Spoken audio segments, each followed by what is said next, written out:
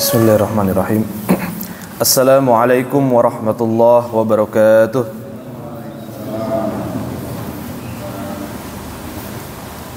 Innal hamdalillahi nahmaduhu wa nasta'inuhu wa nastaghfiruh wa na'udzu billahi min shururi anfusina wa min sayyiati a'malina. May yahdihillahu fala mudilla lahu wa may yudlilhu fala hadiyalah. Allahumma anfa'na bima 'allamtana wa 'allimna ma yanfa'una wa zidna 'ilman. Allahumma tahhir qulubana minan nifaq wa tahhir a'malana minar riya' wa tahhir alsinatana minal kadhib wa tahhir a'yunana minal khiyanah innaka ta'lamu kha'inatal a'yun wa ma tukhfis sudur. Bapak-bapak jamaah salat subuh yang dirahmati Allah Subhanahu wa taala.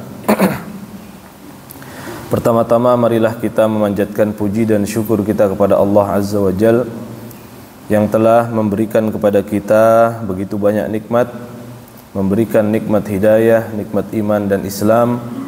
Pada pagi hari ini Allah Subhanahu wa taala mengizinkan kita untuk melanjutkan aktivitas kita selaku hamba Allah. Semoga Allah Subhanahu wa taala senantiasa menjadikan kita sebagai hambanya yang istiqomah, amin ya rabbal alamin. Salawat dan salam marilah kita curahkan kepada junjungan kita, suri tauladan kita Nabi Muhammad sallallahu alaihi wasallam, kepada keluarganya, para sahabatnya dan kepada para pengikutnya yang setia hingga akhir zaman. Bapak-bapak yang dirahmati Allah Subhanahu wa taala, insyaallah pagi hari ini kita akan sedikit membahas fikih tentang manasik, ya. Yang mana manasik merupakan memiliki makna melakukan amalan-amalan di dalam ibadah haji atau umrah, ya. Dan manasik juga bisa disebut dengan menyembelih kurban, ya, disebut dengan nusuk. Maka manasik memiliki makna-makna tersebut. Dan juga telah kita sebutkan dan telah kita bahas pada kesempatan yang lalu berkaitan dengan masalah hukum melaksanakan ibadah haji bagi yang telah mampu. Maka para ulama menjelaskan di antaranya ada yang menyebutkan bahwa melaksanakan ibadah haji hukumnya wajib dan segera untuk dilaksanakan bagi yang telah mampu. Maka ini adalah qaul kebanyakan dari para ulama, di antaranya adalah Al-Imam Abu Hanifah, Imam Malik dan Imam Ahmad ibn Hanbal. Mereka mengatakan seseorang yang telah memiliki kapasitas, memiliki kemampuan untuk menjalankan ibadah haji, maka dia harus menyegerakannya, ya. Adapun pendapat yang kedua, yaitu adalah pendapat Al-Imam Syafi'i. Beliau mengatakan bahwa seseorang yang telah mampu boleh-boleh saja untuk menunda perjalanan ibadah hajinya, ya. Nah, ini adalah qaul daripada Imam Syafi'i dengan prasangka dia bahwa dia akan mampu menjalankan ibadah haji tersebut di kesempatan yang lain, ya. Adapun pendapat yang ketiga mengatakan diperbolehkan untuk menunda perjalanan ibadah haji, tetapi dengan beberapa persyaratan, ya. Yang pertama adalah ada kesempatan yang lapang pada kesempatan yang berikutnya. Yang kedua, senantiasa menjaga niat untuk berangkat ibadah haji, ya, atau mewasiatkan niat tersebut apabila dia tidak memiliki waktu atau usia yang panjang. Maka tiga pendapat ini kita melihat bahwa telah seharusnya bagi kaum muslimin yang telah memiliki niatan, memiliki kemampuan untuk menjalankan ibadah haji untuk menyegerakan diri berangkat haji, ya. Bahkan di dalam mazhab Al-Imam Syafi'i dikatakan seseorang wanita yang mana dia telah mampu untuk menjalankan ibadah hajinya, ibadah haji yang fardunya, yakni akan dilakukan untuk pertama kalinya bagi dirinya, diperbolehkan dia melakukan perjalanan tersebut tanpa ditemani oleh mahram, tanpa ditemani oleh laki-laki yang menjadi pelindung bagi dirinya, ya. Ini khusus qaul yang ada di dalam madhab al-Imam Asy-Syafi'i, dengan syarat bahwa perjalanan yang ditempuhnya adalah perjalanan yang aman, ya. Karena perjalanan menjalankan ibadah haji adalah sesuatu yang wajib, yang fardu, maka para ulama Syafi'iyah mereka beristihad seorang wanita yang memiliki kemampuan boleh menjalankan ibadah haji tersebut dengan tidak ditemani oleh mahramnya. Jamaah yang dirahmati Allah Subhanahu wa taala, rukun di dalam ibadah haji ada 6. Seseorang yang menjalankan ibadah haji maka hendaknya memperhatikan apa saja yang menjadi rukun. Rukun berbeda dengan kewajiban, ya. Apabila ada satu rukun yang tidak dilakukan di dalam perjalanan ibadah haji, maka hajinya harus diulang, ya. Berbeda dengan hal yang wajib. Seseorang yang meninggalkan hal yang wajib di dalam ibadah haji, maka penggantinya adalah membayar dam atau membayar fidyah, ya. Itu disebut dengan pengganti daripada pelanggaran atau tidak menjalankan sebuah kewajiban di dalam ibadah haji. Tetapi apabila rukun yang ditinggalkan, maka itu menjadi hutang dia dan harus dilakukan, dan jika tidak dilakukan dia tidak bisa dikatakan telah menjalankan ibadah haji. Ada 6 rukun di dalam ibadah haji. Yang pertama adalah al-ihramu ma'an niyah, bahwa dia harus berihram dengan niatnya. Nah, ini kita belum berbicara tentang mikot. Kalau mikot itu adalah sebuah kewajiban, tetapi berihram dengan niat itu adalah sebuah kewajiban, sebuah rukun dan tidak boleh ditinggalkan. Jadi kalau ada seseorang berhaji, ada seseorang berumroh, ya, tidak berihram, maka tidak bisa dikatakan sebagai orang yang haji dan umroh, ya. Dengan niat, dan niat untuk menjalankan ibadah haji itu diucapkan dengan lisan, ya, diucapkan dengan lisan, dan tidak hanya sekedar dia diucapkan di dalam hati, itu tidak cukup. Kalau para ulama mengatakan bahwa niat itu ada di dalam hati dan tidak perlu diucapkan di dalam permasalahan haji dan umroh, maka dia harus dilafazkan, ya, harus dilafazkan. Ketika akan umroh, labbaik Allahumma umratan. Ketika akan haji, labbaik Allahumma hajja. Ketika digabung, ya, seperti menjalankan ibadah haji yang jenisnya ibadah haji qiran, labbaik Allahumma umratan muqtarinan bil hajj, ya, karena dia digabung, umrah dulu baru kemudian haji, maka niatnya 2 langsung. Ya Allah, aku menjalankan ibadah umrah dan disandingkan dengan haji. Nah, itu adalah niat untuk menjalankan haji qiran. Maka niat-niat tersebut dia diucapkan, tidak hanya sekedar di dalam hati saja, ya. Maka wajib rukun untuk memakai ihram dan kemudian melafazkan niat tersebut. Kemudian yang kedua, yang menjadi rukun di dalam haji adalah al-wuqufu bi Arafah. Kita wukuf di Arafah, berdiam diri di Arafah, dan kita melakukan kegiatan duduk, berzikir, kemudian bermunajat kepada Allah Subhanahu wa taala pada hari ke-9 daripada bulan Zulhijjah.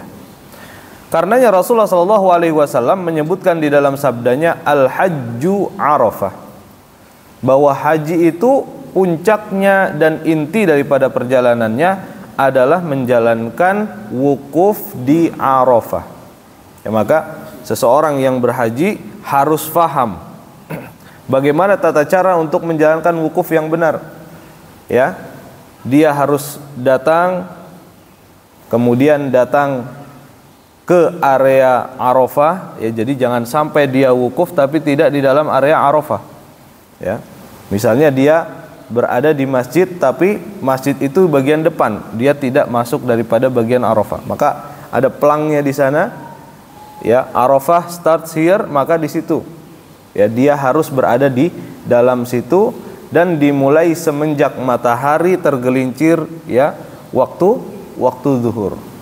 Maka harus memperhatikan, ya, wukuf itu, ya, dia menjadi rukun dan dilakukan kapan? Ketika matahari tergelincir sampai kemudian terbenamnya matahari, ya, sampai terbenamnya matahari. Wal muradu hudurul muhrimi bil haji lahdatan ba'da zawali syamsi yaum Arafah. Dan syaratnya ketika dia wukuf adalah dia duduk diam sebentar, ya.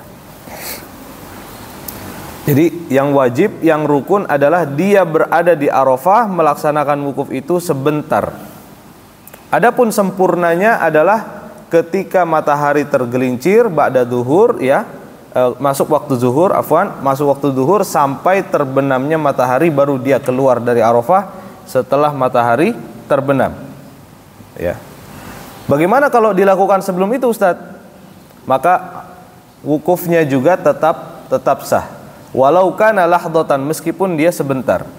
Ustadz, bagaimana kalau ada orang datang ke tempat wukuf, dia masuk ke Arafah setelah matahari terbenam?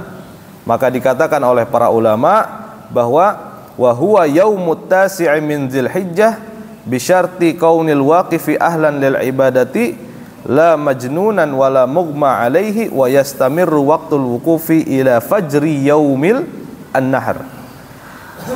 Bahwa wukuf di Arafah, kapan waktu wukuf di Arafah? Kita mengenal bahwa wukuf di Arafah itu waktunya ba'da zuhur, waktunya adalah zuhur sampai terbenam matahari. Tetapi kata para ulama, waktu untuk wukuf di Arafah memanjang dari waktu zuhur sampai fajar hari ke-10 daripada bulan Dzulhijjah. Jadi kalau ada orang tidak sempat wukuf, ya, siangnya dia sakit, siangnya dia pingsan, atau siangnya dia gila, maka dia bisa wukuf di malam hari. Ya, ada orang yang gilanya siang, malamnya waras misalnya, maka dia wukufnya di malam hari. Dia datang ke tempat wukuf malam hari, maka dia boleh, ya, duduk sebentar wukuf, maka kemudian hajinya dianggap sah. Ya, batasnya adalah sampai waktu fajar. Ketika dulu saya berpengalaman, ya, haji pada tahun 2013, alhamdulillah, ketika kami keluar dari Arafah waktu maghrib, justru sebagian daripada jamaah itu ada yang baru masuk, ya, jamaah dari Iran, ya, mereka nyeleneh dan wukufnya itu ngambil malam hari. Apakah sah? Tetap sah, dia dianggap telah berwukuf di Arafah, tetapi tidak menjalankannya sesuai dengan sunnahnya. Ya, sunnahnya kapan? Ya, zuhur sampai terbenam matahari. Maka dia harus menjadi orang yang prima juga. Jangan sampai dia wukuf dalam keadaan pingsan. Kalau ada orang yang masuk ke Arafah, kemudian dia wukuf di sana, tapi dalam keadaan dia pingsan selama dia wukuf, tidak sah wukufnya. Atau selama dia wukuf dia menjadi orang yang gila, maka dia tidak sah wukufnya. Ya, maka harus menjadi orang yang sadar untuk menjalankan kegiatan wukuf tersebut. Ya. Dan wukuf itu berdoa kepada Allah, ya, berzikir, bermunajat, membaca Al-Quran, mendengarkan khutbah, ya, yang hukumnya sunnah, bukan naik ke Jabal Rahmah terus nulis-nulis apa lain sebagainya, ya. Nah, itu kegiatan yang wallahu a'lam dari mana asal usulnya. Udah dicat ada lagi orang nulis, udah dicat ada lagi orang nulis. Katanya kalau cinta bertemu di situ, ya, tidak akan terpisah selamanya. Wallahu a'lam bishawab. Maka itulah yang kedua, rukun daripada haji adalah wukuf di Arafah. Kemudian yang ketiga, at-tawafu bil bai'i sab'i tawaf. Tawaf di Masjidil Haram, tawaf mengelilingi Ka'bah sebanyak 7 kali. Maka ini yang disebut dengan tawaful ifadah, ya, tawaf ifadah. Tawaf ifadah menjadi sebuah rukun juga yang harus dilaksanakan, dan itu juga sebagai sebuah tantangan, ya. Makanya kenapa orang banyak mengakhirkan tawaf ifadah itu, ya, dia di hari-hari yang lain. Ada yang menjalankannya ketika di sela-sela 3 hari tasyrik, ada yang menjalankannya setelah selesai hari tasyrik, ya. Tetapi boleh juga, ya, lebih afdol lagi ketika dia melaksanakannya dengan berurutan.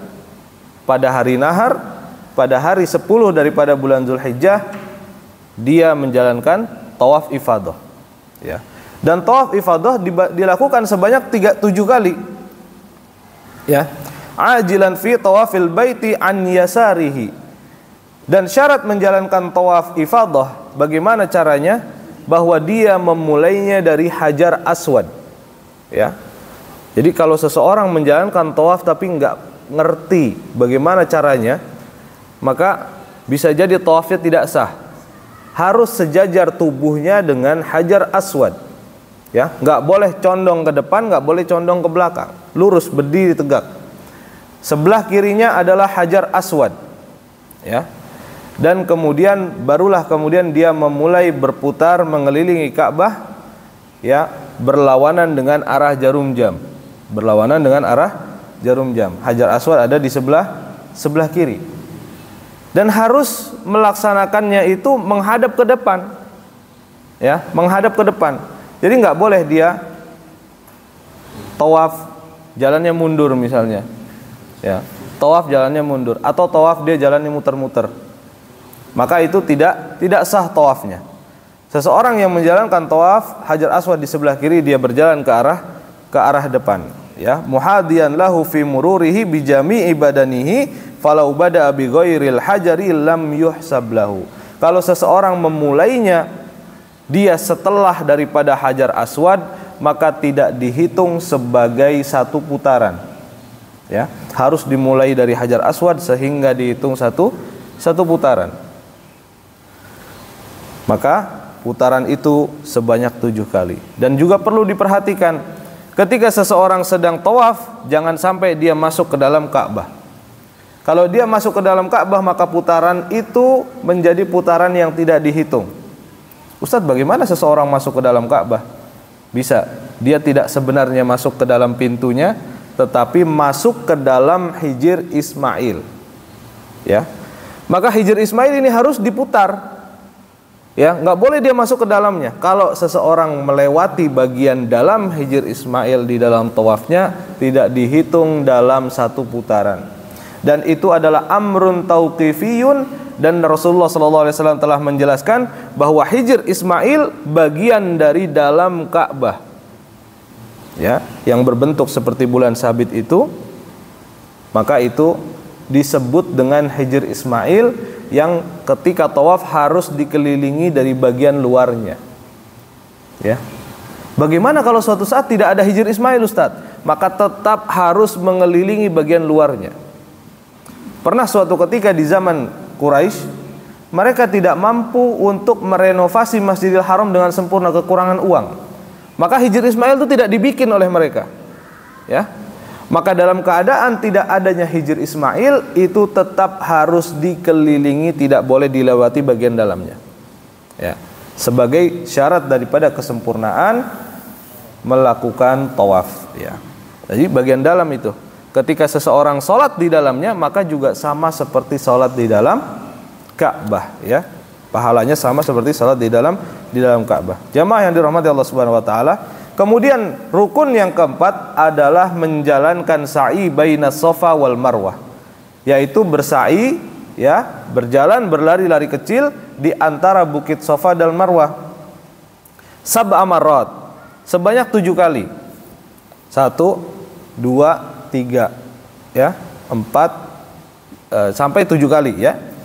Wa syartuhu ayyabda'a fi awwali marra bis Safa, dan memulai daripada perjalanannya itu adalah dengan mulainya dari bukit Safa. Jadi jangan sampai mulainya itu dari bukit Marwah.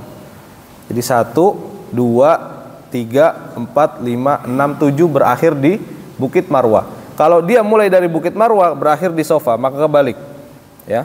Yang benar adalah dia memulai dari bukit Safa, ya.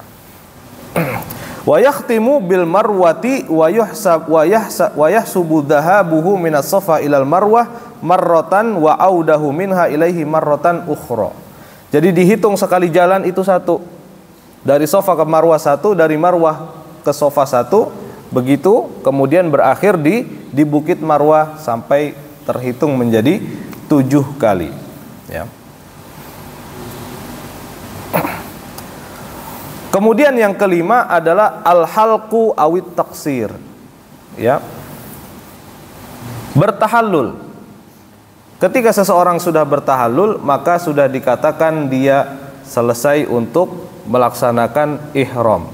Ya, maka dia boleh untuk melaksanakan larangan-larangan ihram, dia boleh untuk bergaul dengan istrinya, dia boleh berburu, ya, dia boleh memakai wewangian dan lain sebagainya. Maka tahallul, ya, itu juga menjadi sebuah rukun. Ya, itu menjadi sebuah rukun. Ustadz, bagaimana, apakah harus dicukur botak atau harus dipendekkan? Ya, maka kita melihat kalau haji kita adalah haji tamattu, kalau haji kita didahului dengan umroh, maka kemudian kita melepas ihram baru kemudian haji lagi, tahallulnya 2 kali. Dalam keadaan demikian, maka tahallul yang pertama itu, ya, kita mengambil dipotong sebagian saja, sedikit saja. Baru kemudian afdolnya kita mencukur sampai habis ketika selesai melaksanakan jumroh, ya, melempar jumroh, atau selesai tawaf dan sa'i, ya, baru kemudian tahallul, maka silahkan baru dihabiskan.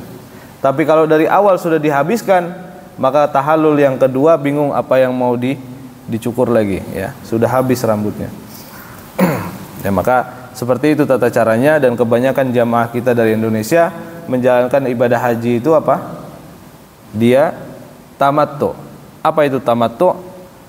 Ibadah haji yang paling santai, yang paling mudah. Bagaimana caranya? Menjalankan umroh dulu, kemudian melepas kain ihram, baru kemudian pada tanggal 8 atau tanggal 9 memakai ihram lagi, baru kemudian berniat untuk menjalankan ibadah haji. Jadi dia terpisah, tidak digabungkan. Ya, berbeda dengan haji qiron. Kalau haji qiron maka dia digabung. Maka dia umroh dulu, ya, tapi berniat umrohnya digabungkan dengan haji dan tidak dilepas ihramnya sampai selesai haji. Gitu ya, makanya harus stok ihram yang banyak, kalau enggak benar-benar gembel, ya, kotor betul. Karena beberapa hari dia gabungkan kegiatannya, umroh, selesai umroh tidak dilepas, tetap menjaga larangan ihram sampai pada prosesi haji dan selesai haji. Bayangkan berapa hari, ya, 1 hari saja kadang kita nggak betah, ya, sudah pengen cepet-cepet dilepas ihramnya, ganti pakaian biasa. Nah, itu adalah haji qiron yang digabungkan berbarengan umroh dengan haji. Ya, umroh dulu baru haji. Sedangkan haji yang ifrad, ya, haji yang dicontohkan oleh Rasulullah SAW dan disebut sebagai haji yang paling afdol di dalam mazhab Syafi'iyah, bahwa haji ifrad menjalankan ibadah haji dulu. Ya, maka dia datang dengan ihram, dengan niatan akan menjalankan ibadah haji.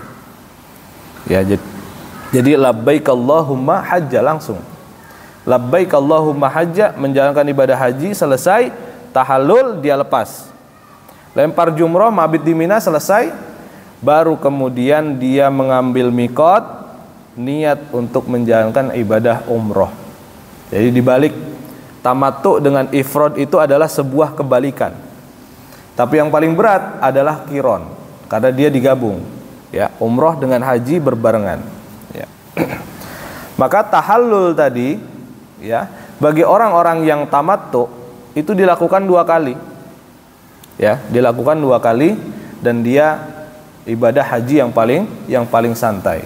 Makanya orang yang menjalankan ibadah haji tamattu dan haji qiron itu sudah langsung terkena kewajiban membayar hadyu atau membayar dam. Dia harus menyembelih, ya, sebagai kompensasi bahwa dia menggabungkan umroh dengan haji. ya. Maka Allah Subhanahu wa taala berfirman, "Faman tamatta'a bil umrati ilal haji famastaysara minal hadi." Siapa yang dia berhaji, ya, tamatta'a bil umrah, berhaji menjalankan umrah dulu kemudian sampai kepada prosesi haji, maka dia mendatangkan apa yang dia mampu untuk disembelih sebagai hadiu. Seperti menyembelih kurban, ya. Kambingnya dia harus memenuhi persyaratan seperti kambing kurban, dia sembelih sebagai kompensasi daripada dia menggabungkan umroh dan haji. Faman lam yajid, barang siapa yang tidak mendapati hadiu atau dia tidak memiliki kemampuan untuk hadiu, fasiyamu thalathati ayyamin fil haji wa sab'atin idza raja'tum, maka dia menggantinya dengan berpuasa selama 3 hari dan 7 hari di tanah air atau setelah dia kembali ke rumahnya. Ya. Yang pernah haji pasti semuanya menyembelih hadiu, nggak pernah ada yang diganti menjadi puasa. Tapi dulu saya ketika masih, ya, mahasiswa tidak punya uang untuk membeli hadiu, maka apa yang saya lakukan? Fasyamu thalathati ayyamin fil haji wa sab'atin darajatu. Saya puasa 3 hari di sana dan 7 hari ketika pulang. Ustadz, kapan puasanya? Pasti bingung, kapan puasanya? Kapan puasa ketika haji itu? Ya, pasti orang bertanya-tanya, kapan puasa untuk mengganti hadiu selama 3 hari di tempat di tanah suci? Kalau kita lakukan sebelum prosesi haji tidak mungkin, apalagi ketika wukuf atau hari ke-10 untuk, ya, hari ke-10 hari nahar, tidak bisa kita menjalankan puasa tersebut. Maka puasa tersebut dijalankan pada hari-hari tasyrik. Dijalankan pada hari-hari tasyrik. Ada pasti nanya lagi, Ustadz, itu kan hari-hari yang diharamkan untuk berpuasa, Ustadz. Ya, betul nggak?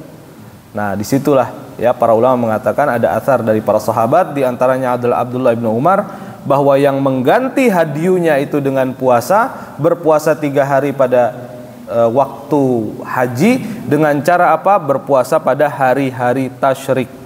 Karena selesai hari tasyrik, selesai ibadah haji. Ya, selesai 3 hari mabit di Mina, bahkan ada yang 2 hari, maka itu selesai prosesi haji. Mau tidak mau, bahwa pengganti daripada hadiu yang tidak dilaksanakan adalah berpuasa 3 hari dengan dilakukan pada 3 hari tasyrik. Ya. Maka itu kemudian, ya, tadi tahallul, ya, pembahasannya tahallul. Kemudian yang terakhir, yang keenam adalah tertib, ya, fi aglabi al-arkan, melakukan rukun itu dengan tertib pada sebagian besar daripada rukun. Ustadz, maksudnya apa kok sebagian besar daripada rukun?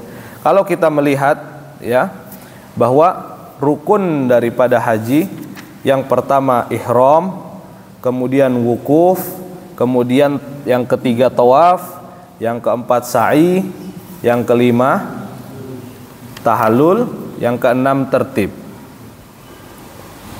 Pasti akan banyak yang mengatakan, Ustadz, dulu anak ifadohnya di belakang kan Ustadz, tawaf ifadoh dan sa'inya dipalingkan paling belakang, ya. Ada yang melakukannya itu diakhirkan, bahkan ada yang digabung dengan tawaf wada. Ada yang seperti itu, ya. Jadi tidak tawaf wada lagi, hanya tawaf ifadah, niatnya digabung dengan tawaf wada. Maka kata para ulama, diperbolehkan untuk mengubah susunan daripada rukun ini, tetapi dengan beberapa persyaratan. Maka bisa kita lakukan yang pertama ihram, kemudian wukuf, ya, kemudian tahallul, kemudian ifadah, baru kemudian sa'i. Tawaf ifadah baru kemudian sa'i. Jadi tahallul boleh didahulukan daripada tawaf ifadah. Jadi ketika kita tawaf ifadah sudah tidak lagi memakai ihram. Tapi ada yang lebih sempurna. Bagaimana yang lebih sempurna? Kita lakukan sesuai urutan. Ihram, wukuf, ya, kemudian tawaf ifadah, sa'i dan tahallul. Itu kalau mau, dan itu pasti akan sangat crowded banget. Kenapa para mutawif para pembimbing ibadah haji mengatakan udah ifadah nanti diakhirkan, tawaf ifadah diakhirkan, sa'i diakhirkan, supaya apa? Supaya tidak crowded di Masjidil Haram. Seseorang menjalankan ifadah dan sa'i pada hari ke-10, otomatis sudah full, Masjidil Haram itu full. Karena semua orang menjalankan tawaf ifadah dan sa'i. Ya. Maka kalau seseorang dia mendahulukan tahallulnya dan dilakukan pada hari ke-10, apa yang dia lakukan? Pada hari ke-9 dia wukuf. Ya. Kemudian malamnya ba'da maghrib dia berjalan untuk ke Muzdalifah. Dia menjalankan kewajiban mabit di Muzdalifah, kemudian menjalankan sunnahnya sampai terbit matahari dan matahari naik sampai waktu duha, baru kemudian dia mengambil 7 butir batu untuk melempar di Mina. Ya. Dibawalah dia berjalan ke Mina, kemudian melempar Jumratul Aqobah sebanyak 7 kali.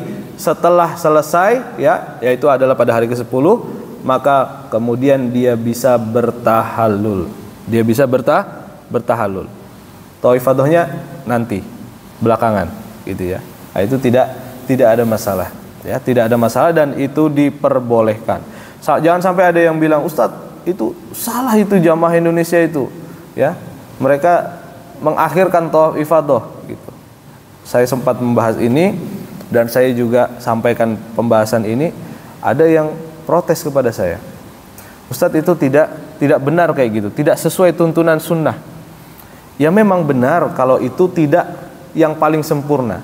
Tapi itu adalah pilihan yang paling memungkinkan bagi jamaah Indonesia yang kondisinya adalah 60 ke atas, lansia.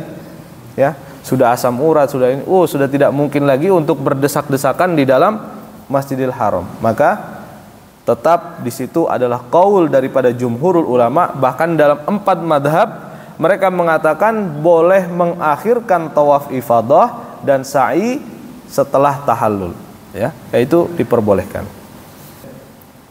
Jadi membadalkan haji itu diperbolehkan, ya. Oleh siapa? Oleh siapapun yang memang ditunjuk dan diwakilkan untuk melakukan ibadah haji. Itu siapa saja silahkan, tidak ada masalah. Ya, tetapi dengan syaratan tadi, membadalkan haji itu juga tidak semudah itu. Artinya apa? Orang yang dibadalkan bahwa dia adalah orang yang tidak bisa lagi menjalankan ibadah haji. Dan dia sakit yang sudah tidak bisa lagi sembuh, ya, atau dia sudah meninggal dunia.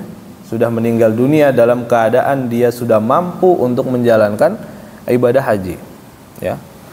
Ustadz, bagaimana dengan orang yang sudah tidak lagi mampu untuk menjalankan ibadah haji tapi dia dipenjara? Dipenjara seumur hidup, hukuman mati, gak bisa kan menjalankan ibadah haji. Maka itu tidak masuk. Tidak boleh orang dibadalkan kondisinya dia dalam keadaan sempurna hidup, meskipun dia terpenjara atau dia di blacklist oleh Saudi Arabia, nggak boleh masuk Saudi Arabia umur hidup misalnya, ya. Maka syarat-syarat itu harus kita perhatikan. Ketika itu sudah terpenuhi, siapapun boleh untuk menggantikan. Yang memang lebih afdol bahwa kita mengambil keluarga atau siapapun yang diwasiatkan. Sebagaimana yang disebutkan di dalam hadis-hadis, ya, ada seorang wanita, dia datang kepada Rasulullah SAW, mengatakan kepada Rasulullah, "Ya Rasulullah, ibuku dulu pernah bernadar untuk berhaji, tetapi dia tidak sempat untuk melakukannya. Apakah aku yang menghajikannya?" Maka kata Rasulullah, "Apa kamu sudah berhaji?" Ya, belum. Maka hajilah dulu, kemudian berhajilah untuk orang tuamu, untuk ibumu. Jadi itu benar-benar harus kita perhatikan, ya, bahwa tidak mudah-mudah juga memilih siapa yang kita wakilkan.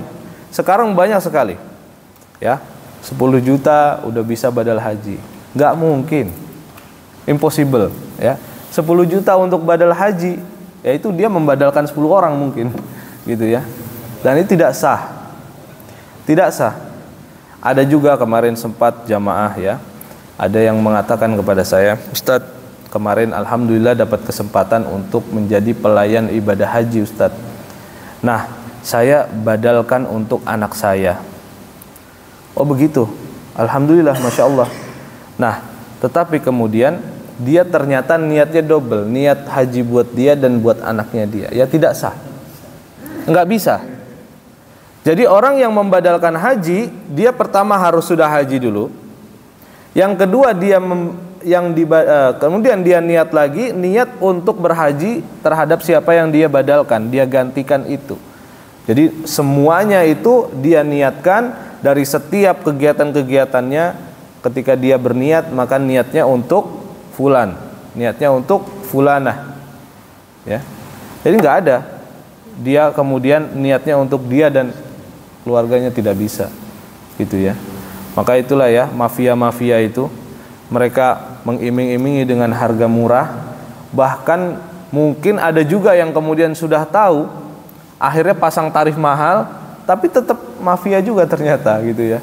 Luar biasa, naudzubillah. Emang perjalanan masalah ya ibadah haji ini sangat luar biasa. Orang-orang yang melayani juga ya, nah itu rezekinya halal dan haram, itu antara benar-benar surga dan neraka ya. Jadi jangan sampai kita ketemu sama orang yang seperti itu, meskipun pakai flyer gitu, tapi kalau udah harganya nggak masuk akal. Teman saya sebagai seorang mutawif, sebagai pembimbing ibadah haji, dan tempat dia itu adalah KBIH Pusat di Magelang. Ya, KBIH Pusat di Magelang. Dia bilang tidak mungkin dan agak mustahil rasanya seseorang membadalkan haji itu bahkan di angka 20 juta. Hitung-hitungannya tidak masuk. Karena untuk beban operasionalnya saja itu tidak cukup. Gitu. Yang wajar, yang normal di angka 40 sampai 50 juta pada saat itu, ya, beberapa tahun yang lalu. Tetapi bisa-bisa saja kalau kita mendapatkan orang yang kita percayai dan dia kemudian melaksanakan ibadah hajinya itu dengan cara koboi, bisa aja. Mungkin di kisaran angka 20 juta, 25 juta. Dia masuk ke Mekah dalam diam-diam, ya, lewat jalan-jalan kampung, terus wukuf di Arafah juga ngemper gitu ya, seperti yang pernah saya lakukan dulu.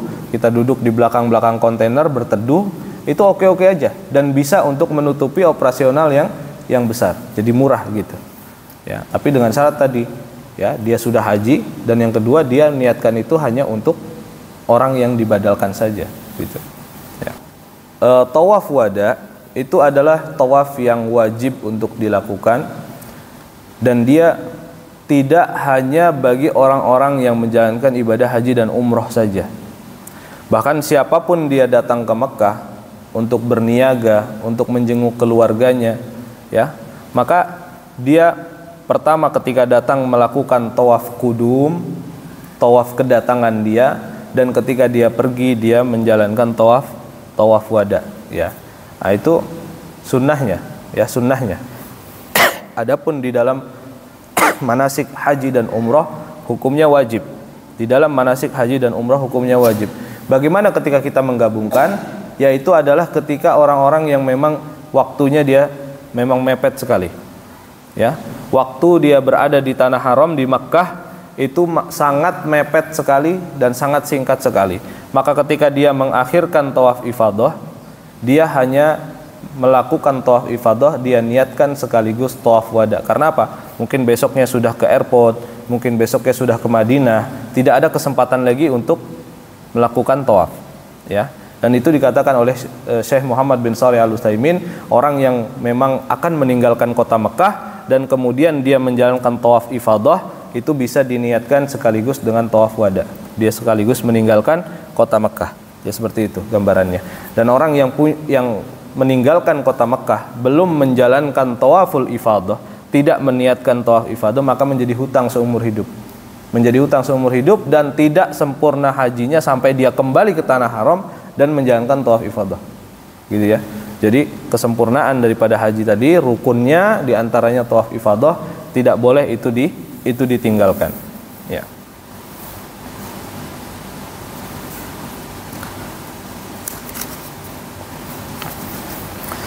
Baik, kita lanjutkan sedikit berkaitan dengan masalah wajib haji. Ya. Kewajiban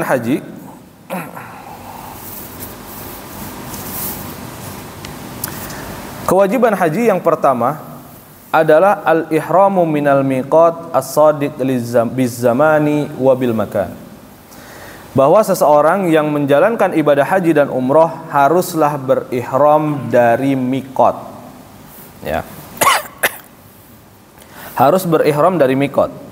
Kalau seseorang berihram tapi tidak diambil dari mikot, maka dia telah melakukan pelanggaran wajib haji dan mewajibkan dia untuk membayar dam.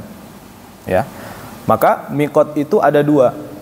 Yang pertama adalah mikot zamani dan yang kedua adalah mikot makani. Itu harus faham. Mikot zamani adalah waktu yang telah ditentukan untuk menjalankan haji dan umroh. Ya. Jadi kalau kita mau niat untuk haji, harus kita lihat dulu waktunya kapan. Jangan sampai belum masuk pada mikotnya atau waktu untuk zamannya menjalankan ibadah haji, karena al-hajju ashhurum ma'lumat. Kata Allah Subhanahu wa taala, haji itu adalah bulan-bulan yang telah diketahui. Al-hajju ashhurum ma'lumat. Kapan saja bulan haji? Yaitu dimulai pada bulan Syawal, bulan Zulqa'dah, 9 hari daripada bulan Zulhijjah, ya. Maka ini merupakan miqat zamani. Miqat zamani, ya. Maka harus diperhatikan, dia mau memakai ihram, ya, mau mengucapkan labbaik Allahumma hajja atau labbaik Allahumma umratan untuk kemudian disambung dengan haji, maka harus masuk pada waktu-waktu tersebut. Bulan Syawal, Zulqa'dah, 9 hari daripada bulan Zulhijjah, ya. Jangan sampai masih bulan Ramadan dan niat haji. Nah, itu sudah belum masuk mikotnya, gitu kan. Ya. Nah, itu zamani, itu disebut dengan zamani dan harus kita perhatikan, ya. Nah, adapun mikot zamani untuk menjalankan ibadah umroh adalah sepanjang tahun, ya.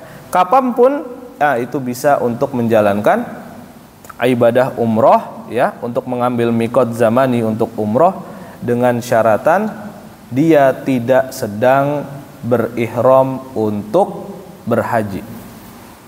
Ya, karena kalau sudah berihram untuk berhaji berarti dia sudah posisinya akan menjalankan ibadah haji, tidak untuk umroh, gitu ya. Nah, itu tidak boleh digabung, ya. Adapun mikot makani, maka adalah sesuatu yang sudah diketahui, ya. Batas-batas daripada tanah haram itu sudah dijelaskan oleh Rasulullah SAW sesuai dengan dalilnya dan sabda Rasulullah SAW dan dengan tempat-tempatnya secara detail, ya. Nah, kalau berhaji, ya, kemudian dia datang dari arah selatan daripada tanah haram, maka mengambil mikot dari mana? Yalamlam, ya. Mengambil mikot Yamani yang disebut dengan Yalamlam, ya. Dan orang Indonesia kebanyakan yang dia tidak ke Madinah dulu, maka dia akan mengambil mikot di atas pesawat, ya. Melewati batas Yalamlam, maka langsung kemudian labbaik Allahumma hajja, dilanjutkan dengan bertalbiyah, ya, menandakan bahwa dia sudah memulai prosesi hajinya, ya, baik itu untuk tamattu atau ifrad, maka dia sudah kemudian menjaga diri dari larangan-larangan ihram, ya, larangan-larangan ihram. Dia berada di atas pesawat tuh, melewati batas Yalamlam, gitu ya. Nah, Ustadz, bagaimana kalau kita tidak tahu di atas pesawat? Khawatir nih kita melanggar pelanggaran pertama mungkin, ya. Maka boleh dilakukan dari asrama haji. Sudah pakai ihram, ya, kemudian berniat, ya, kemudian melangsungkan talbiyah. Ya, mulai dari asrama haji, jalan terus bertalbiyah, naik pesawat bertalbiyah, ya, sampai kemudian sampai di Jeddah, sampai di tanah haram. Bagaimana kalau sudah mendarat, Ustadz? Nah, ini bingung lagi. Ada fatwa, ya, saya sempat menukil fatwa dari MUI bahwasanya salah satu yang diijtihadkan boleh menjadi sebagai tempat mikot orang Indonesia, yaitu adalah Bandara Jeddah. Tapi itu nggak ada dalilnya. Tapi itu nggak ada dalilnya, ya. Karena mikot itu sudah ada tempat-tempatnya, ya. Orang datang dari Irak, Datu Irqin, sudah ada tempatnya. Orang datang dari Madinah, Zulhulaifah, atau yang dikenal sekarang Bir Ali, ya. Bir Ali itu, bapak-bapak sekalian, itu bukan sumur yang digali oleh khalifah keempat Ali bin Abi Thalib radhiyallahu an, bukan. Ya. Ali di sini adalah Ali seorang yang kaya, dia asalnya dari Sudan, dia kemudian menggali sumur dan dijadikan sebagai tempat untuk berwudunya orang-orang atau tamu-tamu Allah, ya. Kemudian mengambil mikot, ya, sholat 2 rakaat, kemudian berangkat umroh atau haji. Itu. Tapi bukan Bir Ali itu dibikin oleh khalifah yang keempat gitu. Jadi salah kaprah kalau kita tidak menggalinya gitu ya. Nah, itu. Nah, tapi disebut dengan Bir Ali atau Dzul Khulaifah. Gitu ya, Dzul Khulaifah. Atau orang yang datang dari wilayah-wilayah Arab yang seperti Oman, Kuwait, maka ada yang disebut dengan Qarnul Manazil. Itu juga sebagai mikot makani. Atau juga ada tempat yang disebut oleh Rasulullah sebagai Al-Juhfah.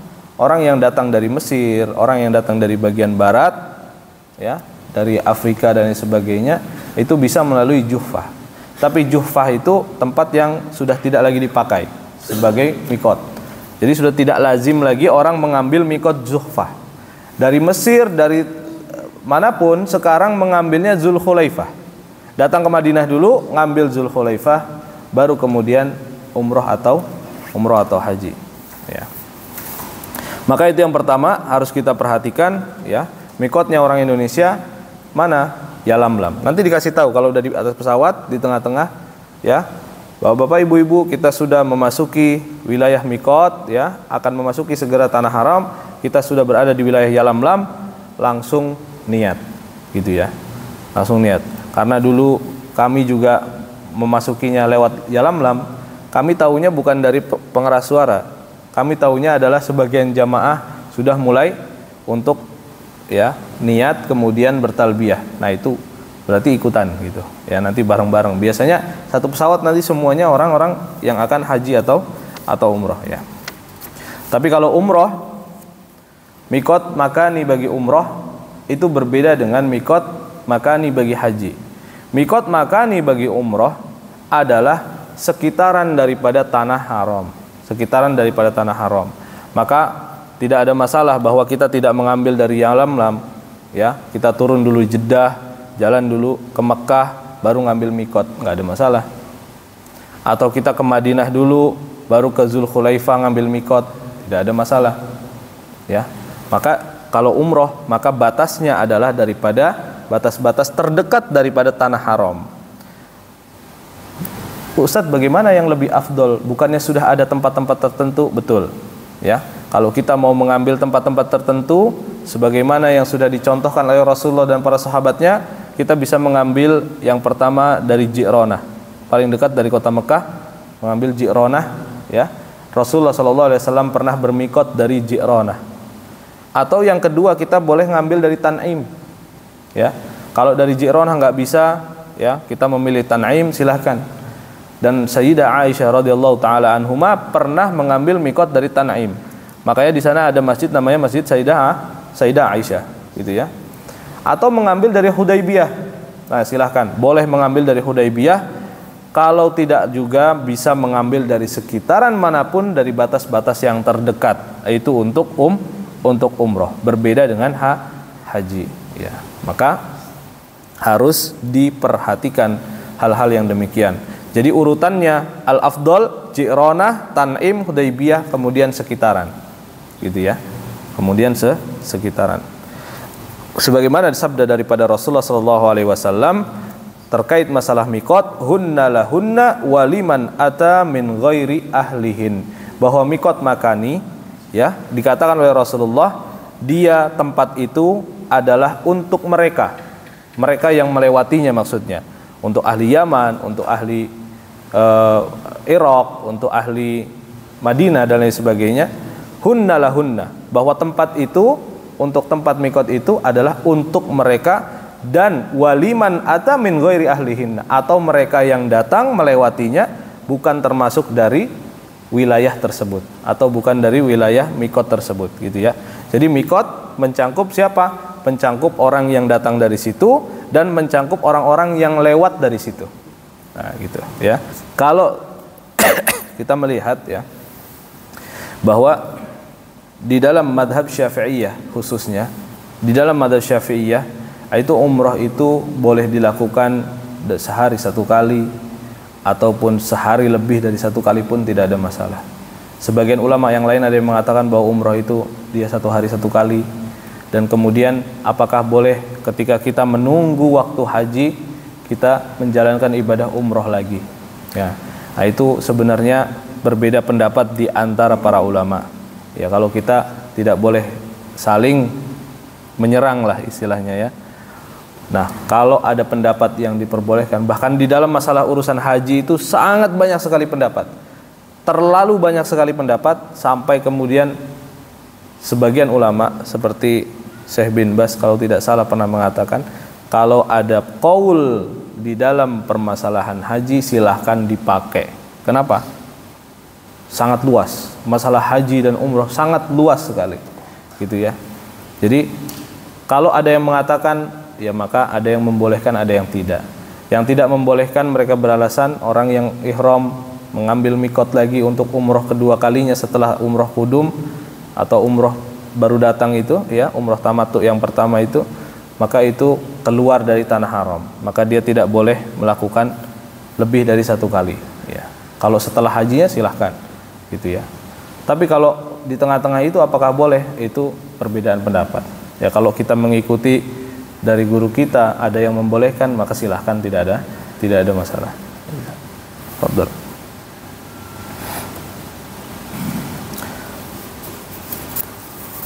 Untuk wajib haji ya, nah itu ada beberapa ya.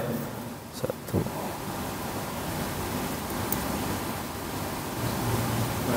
Ya. Tadi ada sunnahnya untuk berwudu. Ya, sunnahnya mandi. Ya, memakai wangi-wangian, tapi sebelumnya memakai wangi-wangian sebelum untuk kita berniat gitu. Memakai wangi-wangian kemudian sholat 2 rakaat ya. Pakai dulu ihramnya, kemudian berniat sholat 2 rakaat gitu. Nah, itu sunnahnya ya gitu. Tapi ketika sudah pakai ihram, nah nggak boleh pakai wangi-wangian lagi, jadi makainya sebelumnya satu kali aja gitu. Kalau udah pakai itu kita harus menjaga dari larangan ihram. Dan larangan ihram itu juga bertingkat-tingkat, dan yang paling berat larangan ihram adalah berburu dan berhubungan antara suami istri. Itu. Ya, nikah dan menikahkan 3. Nikah dan menikahkan 3 ya. Berburu, berhubungan suami istri, nikah dan menikahkan. Nah, itu. Untuk kualitas hajinya, kualitas umrohnya, ya insya Allah tetap diterima, tetap sah. Tetapi perbuatan zalim itu juga memang hukumannya besar di tanah haram. Jadi kita jangan sampai berbuat zalim di tanah haram, apalagi kita masih berpakai pakaian ihram, gitu ya. Teman saya ada mutawif itu, Ustadz Afwan lagi capek, kenapa? Abis joki Hajar Aswad, Allahu Akbar. Kata saya, nyari yang jelas-jelas aja lah ya, nyari harta apa, nyari gaji yang jelas-jelas aja. Jadi banyak seperti itu ya. Kalau kita mau mencium Hajar Aswad, kita lakukan semampunya. Tapi kalau tidak ya sudah, jangan kita paksakan ya. Dan jangan sampai menyakiti orang lain gitu ya. Jangan sampai menyakiti orang lain. Itu sebuah kedzaliman yang dilakukan di hadapan Allah Subhanahu wa taala di depan Ka'bah. Tidak wajib mencium Hajar Aswad, tidak wajib ya. Untuk apa kita memaksakan diri mencium Hajar Aswad tapi kemudian sampai menyakiti orang lain gitu ya. Perbedaan antara haji tamattu, haji qiran dan haji ifrad ya. Haji tamattu, haji yang dilakukan umroh dulu kemudian haji, tapi diseling di tengah-tengahnya itu ada melepas ihram. Jadi setelah umroh yang pertama tahallul, setelah umroh tahallul, kemudian pakai ihram lagi baru haji, itu haji tamattu. Adapun haji qiran, niatnya itu digabung antara umroh dengan haji. Itu. Datang sudah kemudian berpakaian ihram, niat untuk umroh dan haji. Selesai menjalankan umroh, tidak tahallul, Pak. tidak tahallul, lanjut ke prosesi haji, wukuf di Arafah atau tarwiyah tanggal 8, kemudian wukuf di Arafah, baru kemudian hari ke-10 baru kemudian tahallul. Jadi tahallulnya 1 kali. Gitu. Adapun haji ifrad, karena disebut dengan ifrad itu hanya mengkhususkan haji saja. Haji ifrad itu haji dulu baru umrah. Datang dengan ihram dari mikotnya, langsung wukuf di Arafah atau tarwiyah dulu, kemudian wukuf di Arafah, kemudian hari ke-10 melempar jumrah, setelah itu langsung tahallul. Baru kemudian menginap 3 hari di Mina, selesai itu baru umroh, ngambil mikot lagi, ngambil ihram lagi, umroh khusus. Itu paham ya bedanya ya?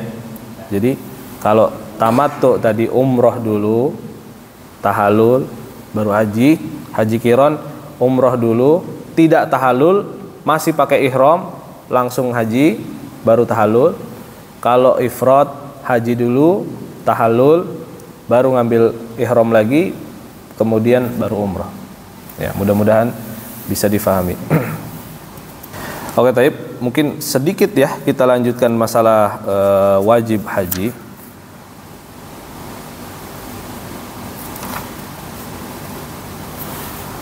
Kemudian wajib haji yang kedua adalah melempar jumroh sebanyak 3 kali. Ya, jadi melempar jumroh sebanyak 3 kali, yaitu adalah pada hari nahar, hari ke-10 kita hanya melempar. Kalau hari ke-10 kita hanya melempar jumratul aqobah saja.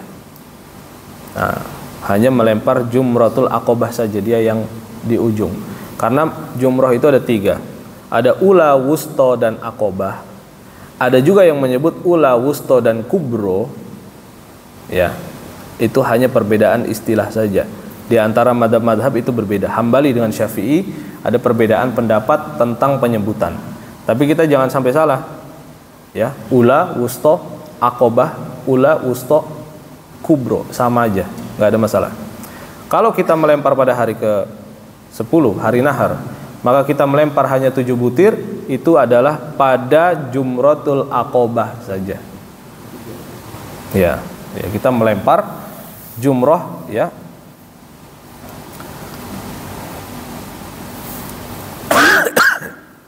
Melempar jumroh, jumratul aqobah. Adapun melempar jumroh pada 3 hari daripada hari-hari tasyrik, ya, bersandingan kita dengan mabit di Mina, itu melemparnya 3, ya, ula, wusto, dengan aqobah atau kubro. Tapi di dalam madzhab Syafi'iyah itu disebutkan di sini yabda'u bil kubro summal wusto summa jumratul aqobah. Kalau di dalam madzhab Syafi'iyah nyebutnya bukan ula, wusto, aqobah, kubro, wusto, aqobah, kubro, wusto, aqobah. Kalau dalam madzhab Hanafiyah ula, wusto, kubro, ula, wusto, kubro, gitu ya. Itu nanti kalau misalkan di sana jangan bingung dengan pelangnya. Kubro itu dipakai oleh 2 madhab itu dengan makna yang berbeda. Kalau madhab Syafi'i itu yang pertama, itu juga disebut dengan kubro. Kalau madhab Hambali, kubro itu yang akhir, gitu ya, yang paling jauh. Ya. Nah, ini jangan sampai ketukar. Ya.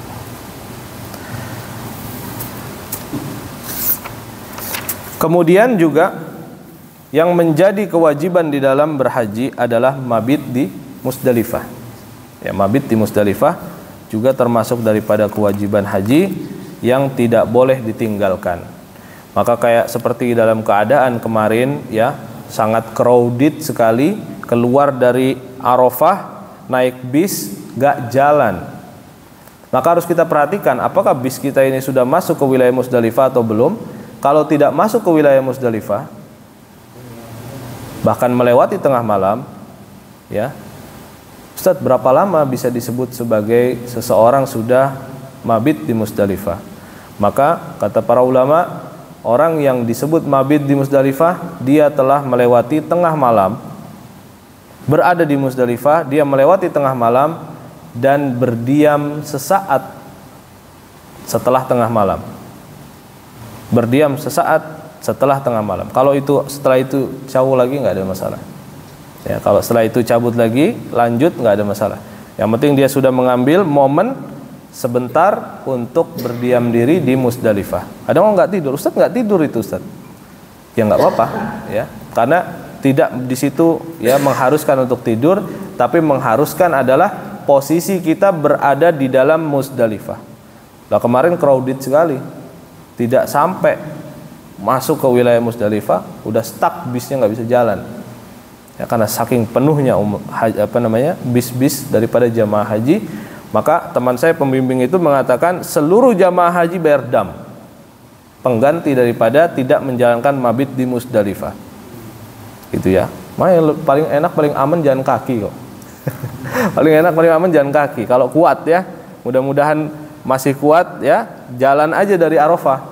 Jalan kaki ba'da maghrib keluar dan jalan kaki sampai di Musdalifah ya, ambil spot di mana, mau di atas gunung, mau di pinggir jalan, mau di bawah kontainer, asalkan jangan pas jalan nanti kontainernya. Jadi istirahat di situ. Ya, istirahat, tidur nyaman sampai kemudian pagi hari sholat subuh, kemudian menunggu sebentar sambil berzikir, matahari terbit, tunggu sampai waktu duha, baru ambil batu 7 dibawa. Nah gitu. Tapi kalau di dalam bis atau jamaah haji Indonesia biasanya pagi-pagi sudah datang, ya. Makanya banyak yang bertanya, Ustadz gimana hukumnya melempar jumrah Aqobah sebelum subuh? Itu ada yang seperti itu. Ya boleh, sah-sah aja, tidak ada masalah. Dan ada riwayat daripada salah satu istri daripada Rasulullah yang melempar jumrah itu sebelum apa? Sebelum subuh. Ya, sebelum subuh. Ya, jadi tidak ada masalah, sah-sah saja, boleh, tapi tidak menepati sunnahnya. Kapan sunnahnya? Ketika matahari sudah naik, yaitu pada waktu duha, ya, pada waktu duha. Kemudian adalah mabit di Mina. Ya, mabit di Mina juga adalah merupakan kewajiban yang dilakukan sebanyak 3 hari atau 2 hari. Ya. Jadi kalau 2 hari itu biasanya disebut dengan nafar awal. Kalau sampai 3 hari disebut dengan nafar sani. Sibuk banget sampai cuma 2 hari aja. Kan kita pengen bernyaman-nyaman ibadah di sana, berzikir ya. Sempurnakan menjadi 3 hari. Apa susahnya kita menyempurnakan gitu. Udah kayak pejabat aja ditungguin apa gitu kan. Nah, jadi usahakan bisa sampai 3 hari ya. Nah, itu adalah kesempurnaan ya. Jadi kata Allah Subhanahu wa taala, "Faman ta'ajjala fi yaumaini fala itsma 'alaihi wa man ta'akhkhara fala itsma 'alaihi liman ittaqa." Maka yang mengakhirkan sampai 3 hari, dia itu lebih dekat kepada ketakwaan, lebih sempurna hajinya, ya, lebih besar pahalanya insyaallah. Ya. Kalau Tarwiyah masuknya sunnah. Ya. Bahwa kita berangkat ya untuk mabit di Mina pada hari ke-8 itu hukumnya adalah sunnah. Ya. Taib, sampai di sini dulu ya, mudah-mudahan apa yang kita pelajari Allah Subhanahu wa taala memberikan kemudahan untuk kita menjalankan ibadah haji dan umrah. Amin ya rabbal alamin. Insyaallah mudah-mudahan ada kesempatan lain untuk bisa melanjutkan kajian pembahasan masalah haji ini. Kita akhiri dengan membaca hamdalah dan doa kafaratul majlis. Alhamdulillahirabbil alamin. Subhanakallahumma wa bihamdik asyhadu an la ilaha illa anta astaghfiruka wa atubu ilaik. Wassalamualaikum warahmatullahi wabarakatuh.